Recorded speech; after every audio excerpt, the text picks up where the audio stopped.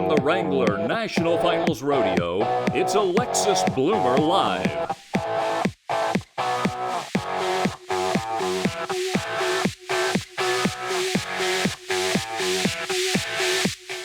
Good afternoon, everybody. How you doing? Good? It's round 9 of the National Finals Rodeo. One more night till we see who wins the gold buckle. Who's excited? Okay, how many of you guys like team roping? Yeah? Got any team ropers in the crowd? A few? How many of you guys like baseball? And singing, musicians? How many of you guys like single guys? Okay, there's a few. Sorry, there's only one on the show that's single. But I had to throw that in there. Well, we're excited to have you here with us today at Alexis Bloomer Live. If you've watched the team roping this year at the finals, it's been the fastest runs I've seen probably in 10 years. It's been incredible.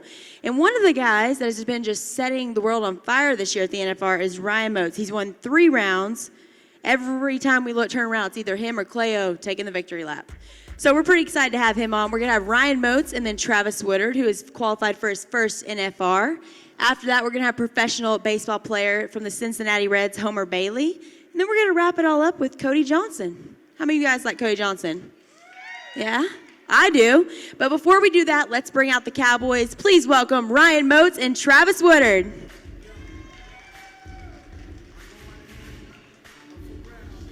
This is your kind of music, isn't it, Travis?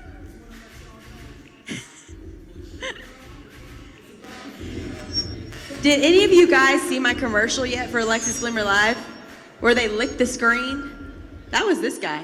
When I heard the music, I asked Homer backstage. I said, "Do I just go out there and just break Alexis down right there on stage?" I think we should. They cut the music off too Hey, can we fast. get some music? No. You don't want me to dance like that in front of this. That's for to play after Dancing with hours. the Stars and let Ryan judge. Well, I mean, if you but want we didn't have the dance videos. But I guess if we can play some music, maybe you guys would like to see him dance, right? No. Woo! We got a Hey. lot of energy right there on the 4th row. Let's if you want to like dance proper, like some country music, then we can. But I can't dance like that. You can't dance to hip hop music and still be classy, you know. Well, no one cares if you're classy. You're in Vegas. No, I'm gonna try to keep it classy, Vegas. Oh man. Well, let's talk a little bit about Vegas. I'm having a blast. You are? First NFR, pretty excited. Yeah, I mean, it's kind of been disappointing a little bit. Had some things go wrong here and there, but the rest of the time, I've been having more fun than anybody.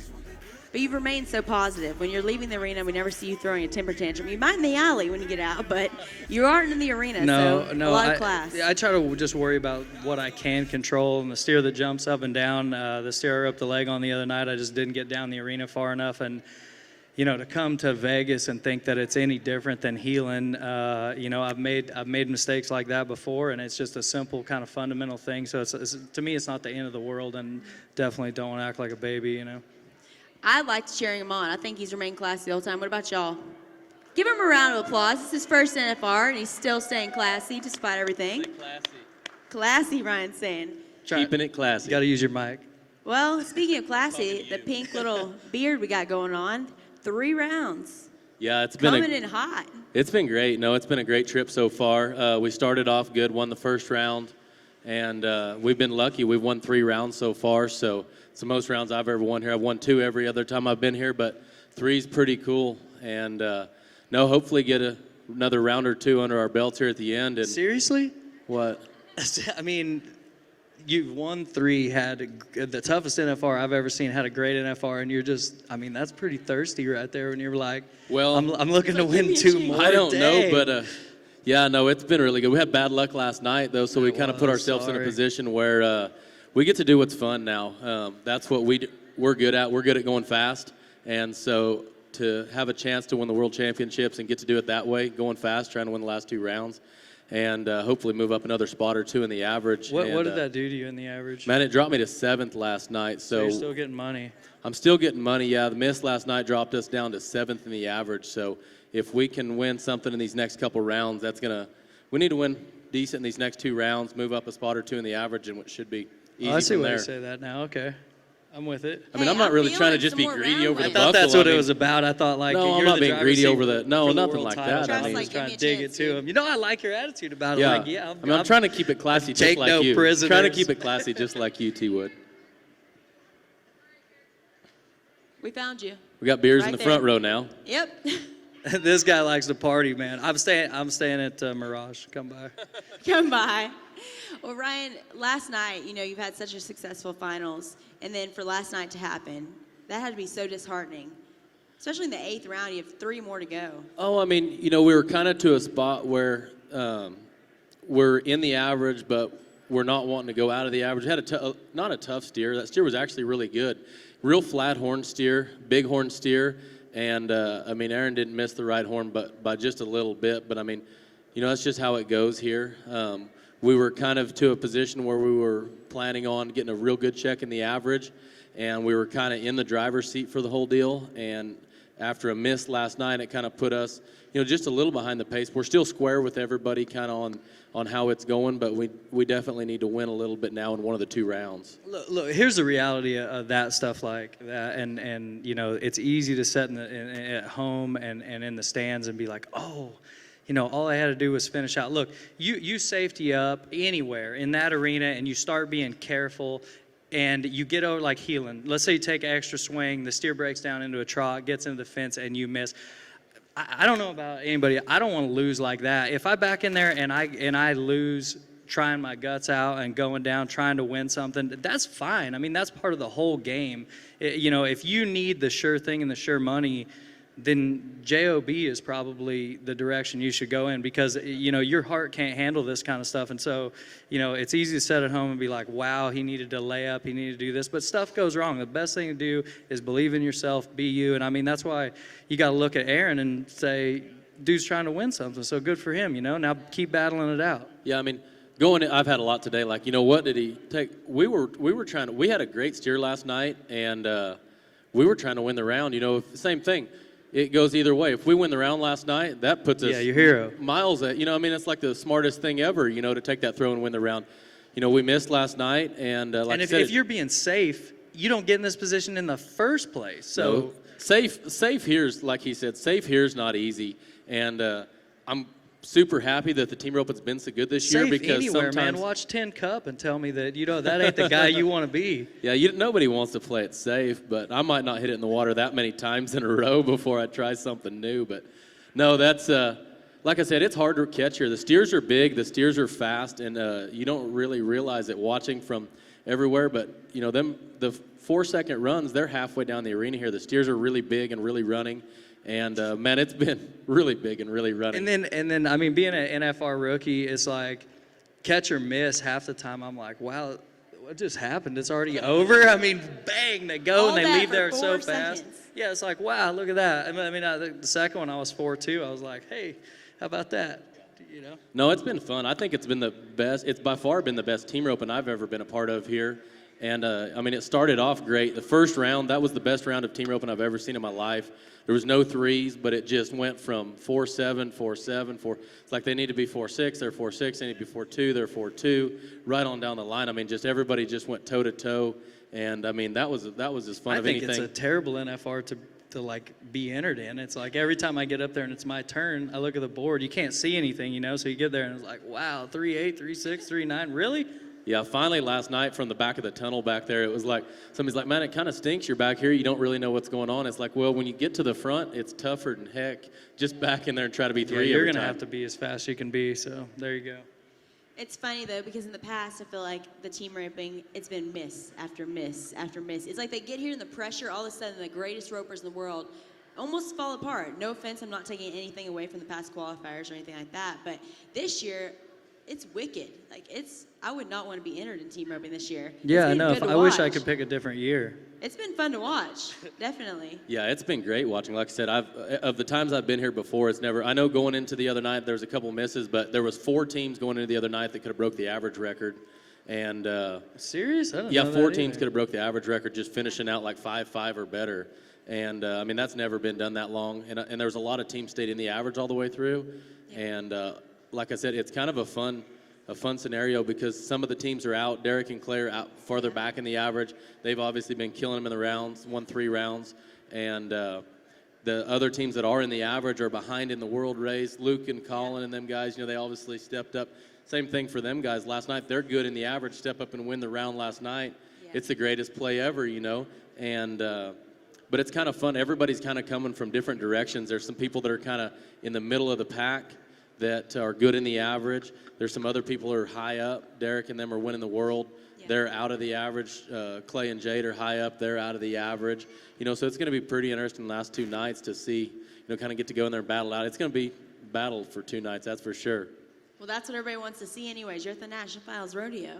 And also at the National Finals, I feel like there should be the best stock. So in y'all's opinions, for people that are sitting at home, like you said, it's easy to judge. But talk about the stock. Has it been easy compared to other opens? No, I mean, when we broke the steers in, right, so like at Odessa, Texas, they're really, really light, almost weak kind of steers, and they rope them in a little building like that. And by the second go-around, they stop. They're slowing down. So when we broke the steers in, I thought they were incredibly strong, and it was a little intimidating, but I couldn't help but to think, man, it's in this building, and we roped them 3 and 4 times, and they've slowed down and been nice a lot, but I'm kind of with you. The NFR, it should be tough, it should be a little stronger, but no, they're wide-legged, they're strong, they're pushing on the end of the rope, they're big enough to kind of manipulate their body. Some of them hit and hang on the inside. Some of them hit the ground fast and move up the rope. And so it's a real challenge for me to get going fast enough. Like I'm almost, as soon as Sherwood even moves his head, if they don't turn the steer out, I'm going to look like an idiot because I'm going to be, headed to the buck and shoots, with some serious intent. You'll already be back in the Mirage before they even get the steer out. Yeah, look at that. Sherwood thought about going. There goes Travis. But, I mean, that's how critical it is to get out and get down the arena because if you get inside there, it's, impossible. It feels like to me. Yeah, he's right. I mean, for the steers that we rope here, last year they were 550. Dead fresh, they've got 5 runs on them, 550. I mean, most people are selling their cattle roped out when they weigh 550. These ones weigh 550 dead fresh. This year they're 30 pounds lighter. They weigh 520. But I mean, their horns are huge, huge, huge horns. But I think they're a great body size right here. They're big enough to take it through the week, yet still hard to rope. But I mean, the width on the legs back there is just amazing. I mean, I seen a picture of mine the other night, the roan steer, we won the round on. Man, I mean, his feet have got to be 5 foot wide, you know what I mean? And he kind of checked off and got around and he switched way back under. But no, I mean, and then you healed him down. Yeah, they were a lot closer when it got over with. They were real close. Actually, yeah. But no, I mean, it's just been. I think the steers. You could be like Dale Brisby and just be like, the odds are stacked all against me. He was wide-legged. He was running, centage in. He got a neck, missed the barrier. Some horse came straight back, and I still be 90. You know what I mean? Or that could be the new Ryan Motes. See, that's what I'm saying. It. Something like that. Just be like. What are you, humble? What were you trying to say up here? No, I'm loving it. I'm loving it. You're the new Dale Brisby, and then I ate him up anyway. Yeah, no, yeah, I don't dude, know you're about in the all driver's that. seat for the world title. Yes, I want to hear it. It's not arrogance, it's confidence, and there's nothing wrong with that. If you're at this level, you should be confident in what solid, you're doing. For sure. This guy if you come in here thinking you're going to lose, then you're in the wrong place. How many rounds? 3. Yeah, solid. Looking for 2 more. This guy's a boss this week. Yeah, I'm 100% in his corner. I bet everybody hates you right now, though, Ryan. It's between you and Cleo every time. 6 rounds between the 2 of y'all. I know, it's been fun. That's what I said the other night. After the 6th round or 7th round the other night, for all of the rounds, to go toe-to-toe with Clay Cooper, which is mine, I'm sure his, everybody that's grown up. He's healed rodeoing this week, too. Yeah, Clay's everybody's idol. Clay's what we all aspire to be. And then to split the round with Rich the other night also. That's as cool as it gets. 2 of my idols, his dad and Alan Bach also, growing up, wanting to be a healer. Between those 4 guys, they've done everything. They've done everything they can do as a professional healer, and they've also done a lot to promote the sport and teaching tons and tons and tons of people, the ins and outs of healing. So for up to that point to have been going toe-to-toe every night with Cleo, that's as fun as can be. It's got to be. Is it intimidating ever? You're getting roped against the guys you grew up looking up to?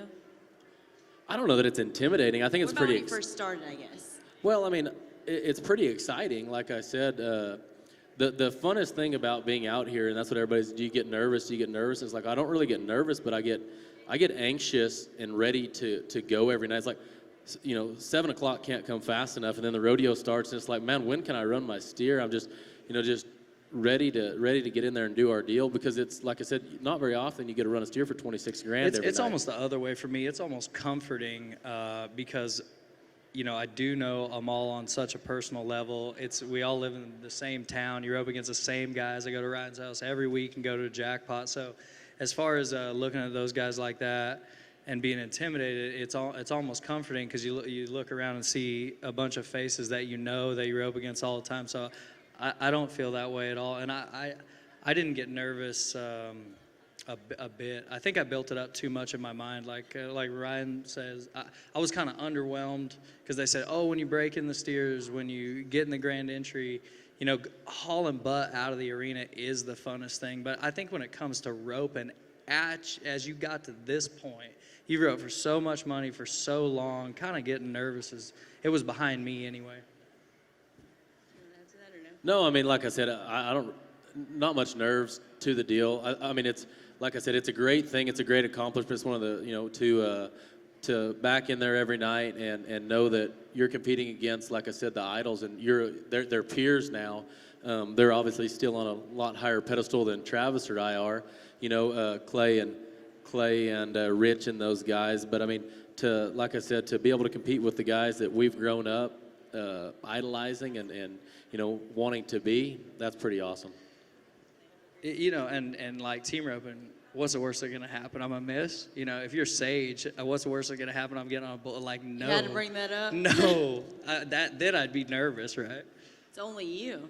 Yeah, I mean. So at least you have a partnership going, so that's good. Yeah, no, it's great. Like I said, there's ups and downs in every event, out here. And it's over the course of 10 days, nobody just comes out here and has just smooth sailing all the way through, I mean. Even, Clay and Derek's had as good a trip as anybody, but there's been ups and, nights they didn't win and nights they did. Same goes for us. Night before last, I got a leg, tough round, probably wasn't going to place. Ended up getting a leg and staying in the average, and then we went out of the average, or dropped in the average last night. But it's just a long week, a really, really, really long 10 days out here, and you just have to stay positive. And there's nobody that, as far as I've known, that's just ever came out here and just clicked them all the way across. They've had a few ups and downs, and I mean, it's no different than the whole year. There's a lot of ups and downs, and it's a full year battle. And then, like I said, it comes down to the last 2 nights in our event this year.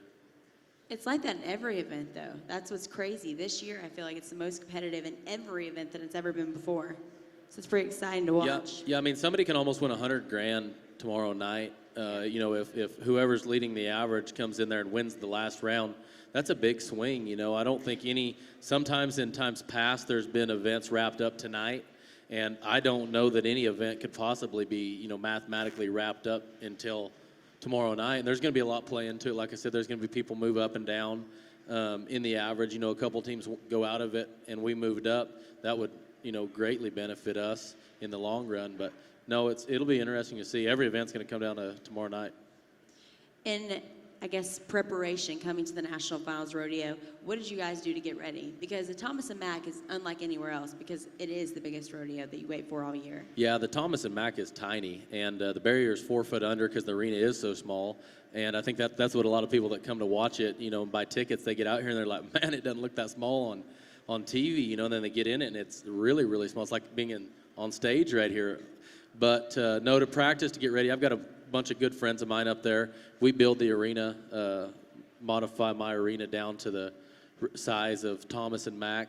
And then I've got some good friends, Anthony Lucia, TJ Jones, Andrew Wong, and Austin Robertson. Man, they come over every day. They'd spin steers. I run a bunch. I bought some steers that weighed, fresh steers that weighed almost 600 that we practiced on the whole time to get ready for out here. And that way you're ready and more prepared, I guess, for the size of the steers. And no, we just went at them 60 to 100 a day, every day. Paid off. Yeah, it has so far. I don't practice. I learned to rope when I was a kid. No, I'm joking. I did the same thing as Ryan. What? No, that was the best thing I ever heard Mike Jones say. They're like, hey, man, you want to come practice? He's like, nah, I learned to rope when I was a kid. I was like, yeah. So you just did the same thing, Travis? No, yeah, I just, Jake Cooper and me got ready together, and he came over, had some rain, and my dad's got a covered arena, so Jake started coming over, and we did the same thing. We just run a lot of steers, went fast, worked our horses, did kind of whatever we thought was best. It was a challenge for me not knowing what to expect, and looking back, I made, there's a couple things that I would do differently next time. Just kind of make it generally harder on myself. I would have tried to go really fast and get down the arena. I'm even thinking about, why do you need headers? There's just such a handful of people that could even get it on them that fast. What would stop a person from, have my dad or whoever just put it on in the chute and just right there past the end of it? Because that's what the hardest thing for me is jackpot, and I get to be real deliberate. I can do what I want. And I got even sometime, even when there's a huge difference to me between 3-8, 3-6, 4 flat, and 4-6. It just seems more comfortable for me to make that run. So I think if I had it to do over again, I would give myself less time by doing stuff like that and just right out the end of the chute and try to just pull my pants down and not give me no time to set up. Yeah. Hey, but you look good. I know that's a big part of it. He likes to look fresh, guys. Yeah, on fleek. On fleek. Can you give us a definition of what on Well, fleek on means point, to you? I learned the term on Twitter and some rap music that I like to listen to. But yeah, on point, looking good, and then I don't know where on fleek come from, but I've embraced it. He's embraced it. Golly. Well, I bet some fans have some questions for you guys because y'all are, right now, top 15 in the world. Y'all are the greatest team ropers. So my producer is actually going to come up here and take the mic. My producer's name is Leanne Munns, and she's a 2-time Emmy Award winner, so it's pretty exciting. Emmy, yeah. Huh? That's nice. In the presence of greatness. I know someone was out there. Surely somebody has something for Travis. No, listen, that guy don't want to ask a question. He's like, no, I'm just here digesting. I had some lunch. Looked like a good place to sit. So here's a question that we had yesterday. What are some of the songs that pump y'all up? This is before what y'all got her hit an the Emmy, arena? off the cuff. I listened to some Rage Against the Machine, Bulls on Parade. A lot of testosterone there, and gets me going. Man, I listen to everything, so I don't really know what gets me pumped up. Drake used to, Yeah. featuring Lil Wayne. Yeah, any of that's pretty good, pretty pumped up music. I get myself pretty pumped up anyhow before I rope, so I kind of try to just stay. Straight, George Strait. No, take but it I mean, easy. I don't even know about that, but I get myself, like I said, especially here, little rodeos throughout the year, man, that's the hardest thing I have trouble doing throughout the regular season is getting myself ready and prepared properly, I guess. I just always don't, I feel too laid back a lot of times. But out here, man, it doesn't take much. I get some music every night when they come in, and it's pretty good. It gets me pumped up a little bit. Right before I go, man, Jake Cooper's got good tunes this year. I don't even know what they're playing for Jake Cooper, but it's good. It gets me pumped up a little bit right before I go. He's a team right before me, so. Jake Cooper also a fan of the hip-hop culture. Yes, ma'am. I've got a question for you guys. Please. Do y'all rope that many head every day? And if so, do you use the same horse? No, not the same horse. And where do you get, how many horses do you use in your practice? In preparation for the finals, no, like I said, I have 4 friends of mine that come over and help me almost every day, and I don't run more than 10 steers on each horse. So if I say that, I might run 12 at the very most, but getting ready for it, no, I'll ride.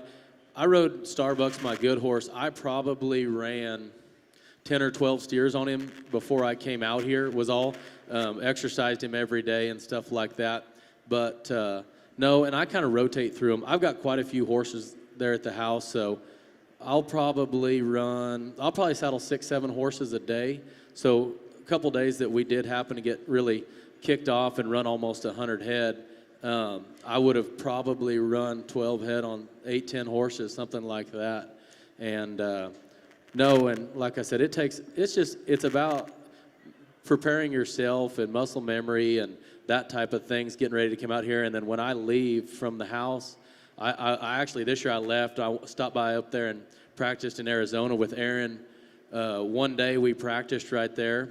Then from then on, since I've been here, I don't practice at all. I feel like we got ourselves ready before we come out here. I haven't run a single steer since I've been here. I never have any of the times I've been here. So I feel like I can practice well enough. And I'm a big practicer. I practice a lot at the house anyhow, and really try to work on stuff. But like I said, there's a few things that getting ready for here. Travis said it, getting ready to leave, go down the arena far enough, stuff like that. That's what we work on mostly. I feel like Allen Iverson. We talking about practice right now. No, yeah, that was a good quote right there.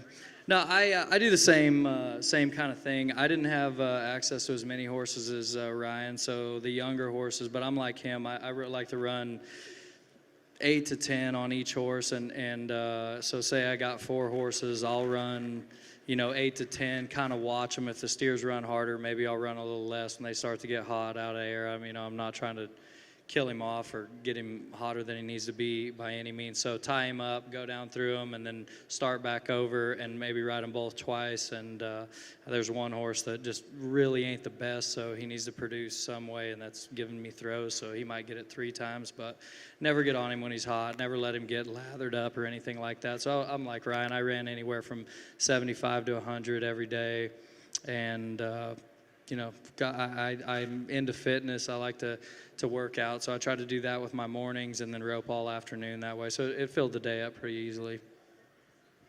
Well, let's give it up for these two. I think everybody in the audience really wants to see you guys just go knock down the 2. Last 2, just finish strong. Yeah, no, thank you guys. That's great. Yeah, that's the plan. We're gonna try.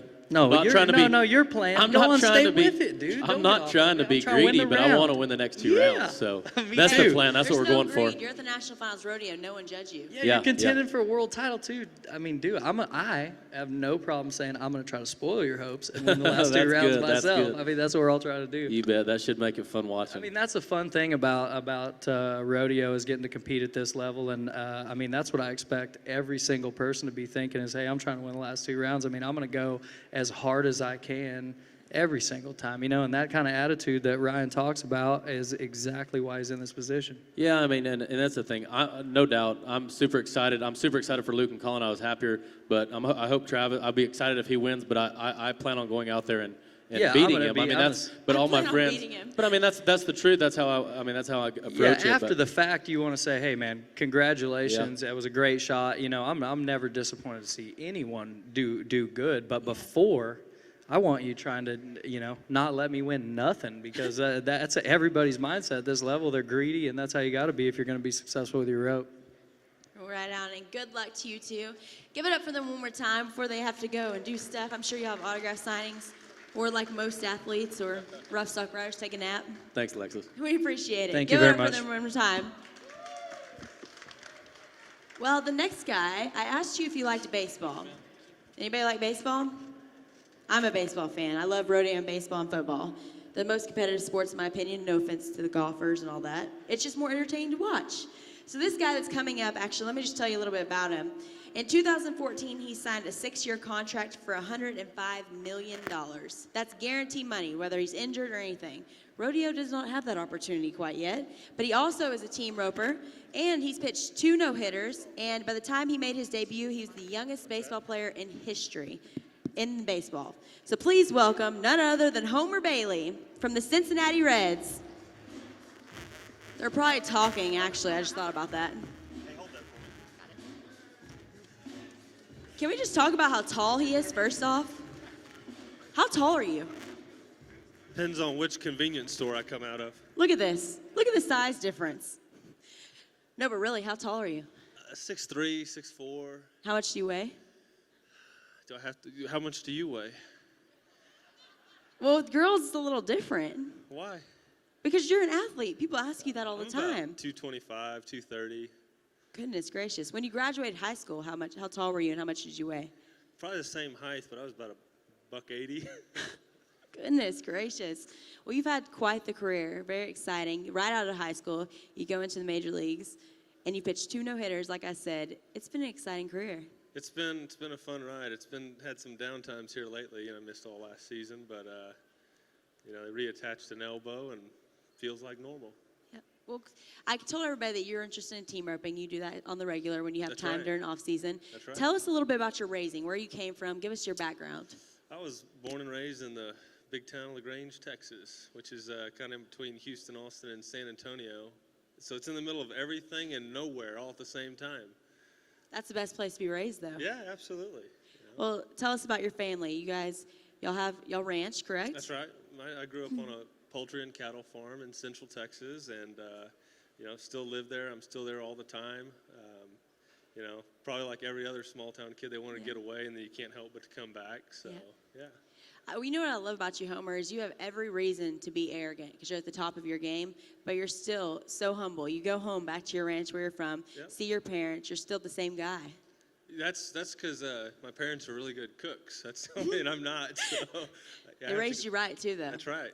Definitely. Well, tell us a little bit, how did you get interested in team roping? I was in Arizona for spring training, and I didn't have a whole lot to do. And growing up, my neighbors team roped, so I'd go to the arenas and work the shoots and stuff like that. But I was always playing, so I couldn't really get into it. And I was so bored in Arizona, and found online, and I met up with a guy named Matt Robertson from Montana, and I said, hey, I showed up at his door one night and said, I want to learn how to team rope. He said, well, you have a horse? No. You have a rope? No. He said, well, show up tomorrow. And so that's kind of how it all began. I still have all my fingers, too. Yeah, and Jake Barnes, you kind of had a story back with him, don't you? I've roped with Jake a few times, and I think everybody here who's ever met him or knows anything about him knows that he's a very strong Christian man, nice as can be, and everybody's sending out their prayers to him. And I've gotten to rope with him a few times, and actually last year we were in Salado, where you're from, and him and Clay Tryon were heading for me because I'm a healer, and I was really nervous to rope with those guys because between the three of us, we have 10 world titles, in team roping, and I kept missing for him. He said, hey, just relax, man, you're trying too hard. I said, well, if I could get a better spin, then maybe I could catch something. Oh, my goodness. You're like, oh, okay. He looked at me, and of course I started laughing, and it wasn't the head side that was messing it up. It was all me. All you. It was all hey, at least me. you take the blame. That's right. On team roping, sometimes Ryan and Travis, they're obviously not like some of them. They didn't blame anybody. Yeah, they make it look so easy. I mean, these guys are the best in the world, and I mean, to be able to watch them and all the other contestants this week it's been so much fun. I mean, especially with all the races going on. And this is your first NFR. My first NFR. So you've enjoyed it, obviously. You just said it's been fun to watch. It's been a blast. I mean, like I said, there's so many tight things, and with the added money this year, if somebody wins the average, they've got a really good chance of winning the world. So it's been so much fun. If you're a rodeo fan, I feel like, there's a lot more into it. You can't really go based on what they've done all year, even like in the team roping and stuff. Clay and Jade obviously haven't had the finals that they've wanted to, but I feel like it's making it very similar to other major sports. You can have a great year, but if you get hot at the right time, maybe in the playoffs, one bad day and, they're just went your whole year. So I think that's kind of neat. It's putting a lot of pressure on these guys. Well, you've obviously been in that position several times. Can we talk a little bit about when you first got into the Major League Baseball, obviously? Mm-hmm. You said that one time you had to go and they had to train you for everything, how to deal with interviews, how to deal with publicity, everything else, how to deal with just the pressure of being a Major League athlete. So tell us, do you think that with rodeo that would benefit the guys? Because a lot of guys out here are fighting their head right now, it seems like, especially in the race for the world title. I think the biggest thing is you start learning from your peers, and maybe a younger person in rodeo going down the road, probably link up with somebody who's done it a time or two, and they can kind of show you the ins and outs and what not to do. You're going to make mistakes, and you can't be afraid to do that.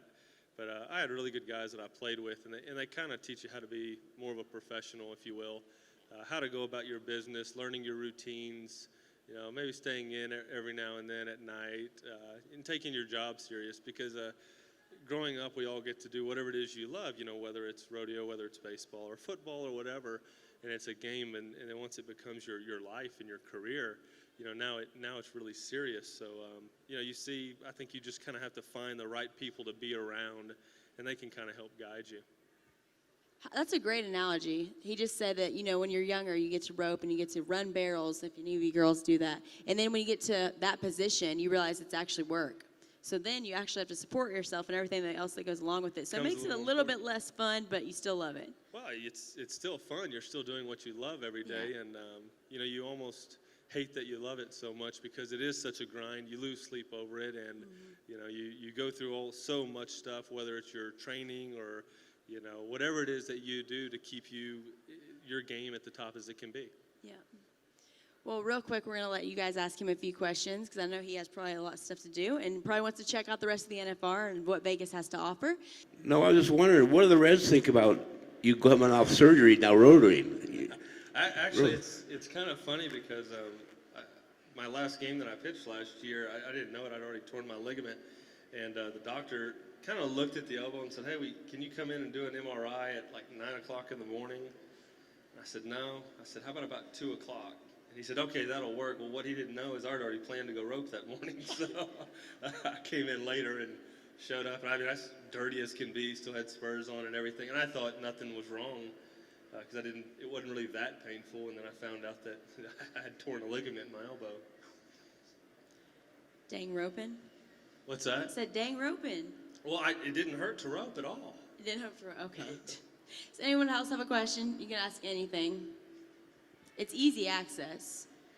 Okay, so in your career, you've thrown 2 no-hitters, is that correct? How did you feel after your first no-hitter once you hit the big league?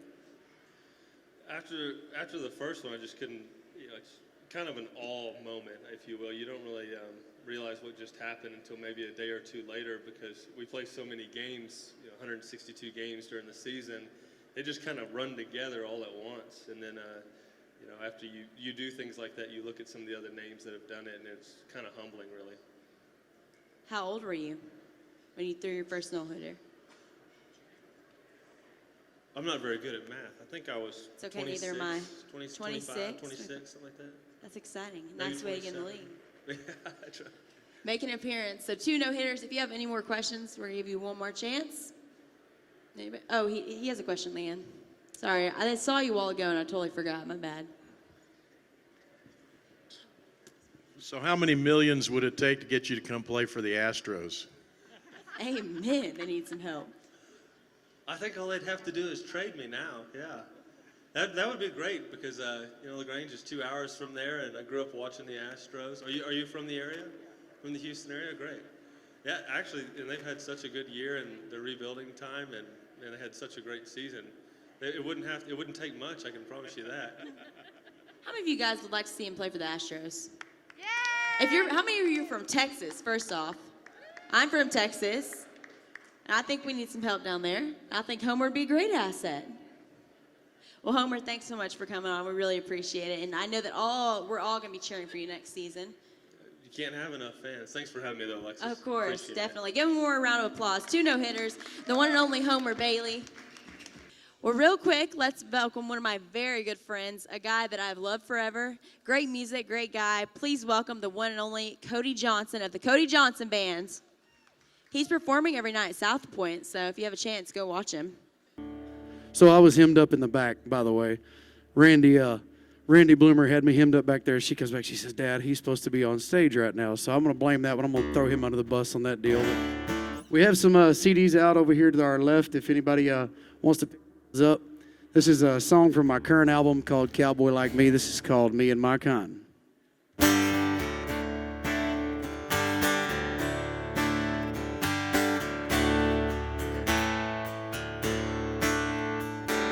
Yeah, that's my old girlfriend. I saw her when she walked in. Well, her hair's a little longer, but she's still looking stronger than sin. No, I don't care if you buy her a drink, but she's not the kind of girl you think. Oh, 'cause back when we were loving, she thought cowboys were something, now they ain't. 'Cause she's over buckles, she's over spurs. To her, you're just a heartache in a pearl snap shirt. And last sold and let go more than last time. No, she ain't just over me, she's over me and my kind.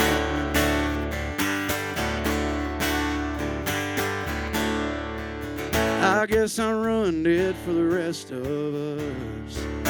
When I left her standing in my dust. Oh, 'cause lately she's been hating rodeos in Copenhagen and trucks. Yeah, she's over buckles, she's over spurs. To her, you're just a heartache in a pearl snap shirt. Been lassoed and let go more than last time. No, she ain't just over me, she's over me and my kind.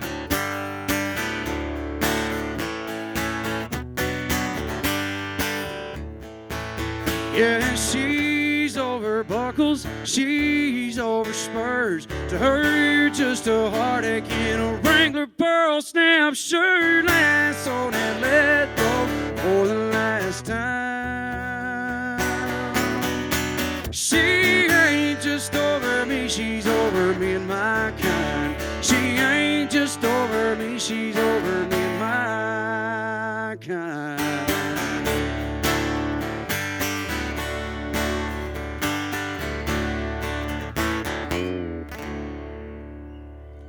Thank y'all very much.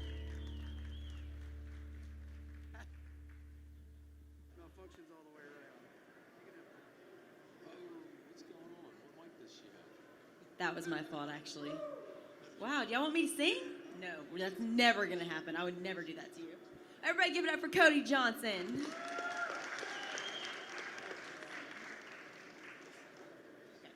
He's gonna be selling his albums, as you heard a while ago, over here to the left, so be sure to come by and get one. And if you're in town tomorrow, we encourage you guys to come back. We're going to have Fred Whitfield come on and give some predictions, along with Casey Jones of Pro Fantasy Rodeo.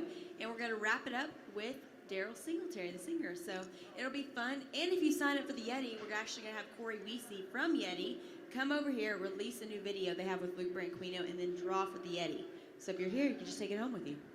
Well, thanks for coming, guys. We hope to see you back here tomorrow. Have a great time and enjoy the 9th round of the NFR.